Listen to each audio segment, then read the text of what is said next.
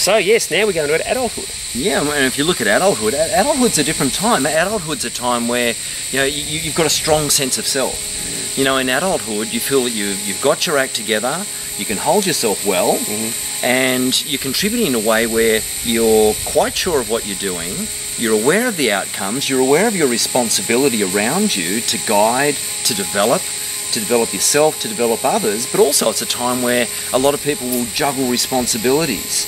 So they might have a business, still have clients, have a family. So there's a number of things going on, but in the background is, that real steady hub in the middle of it all that says, I've got it together and I'm confident in what I'm doing. I think that's the way that you look in the industry. You look like a confident practitioner. Now, is that always the way?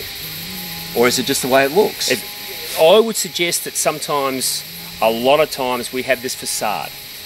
And I feel, Davo, that whether it's societal pressures, whether it's expectations of ours, that we have this persona that we've got to be deemed as driving a certain car, having a practice in a certain area, having certain clients, being successful by training elite or whatever it may be.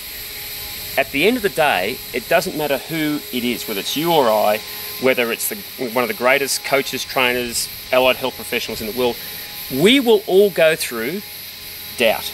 We'll all go through fear. We'll all go through that ignorance of saying it'll be okay, but we're not too sure.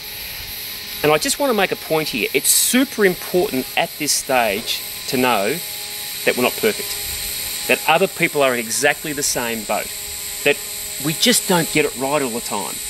And when we're going forward, and I can remember in my business, Dave, I went to the States in 2002. I bought my business in 1999. And I was with a guy called Richard Boyd, and Boydie took me across there because you could see that I was doing things a bit differently. Yeah. And went across there, and he met all these really cool guys and did some amazing stuff. And I've come back and I said, that's my philosophy. That's how I want to train.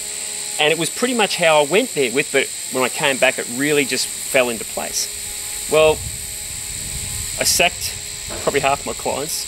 My trainers left me, and I've got this process now. I've got a great studio with no one in it. So in adulthood now, I've made these decisions, and my passion was as great and as strong as it ever had been. In fact, I would say it was stronger.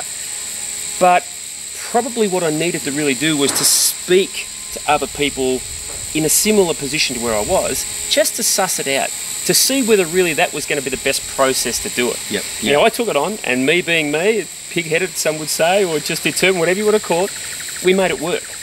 But once again, the industry at that stage in 2002 was very, very young. So possibly because of the aging of the industry, I got through it.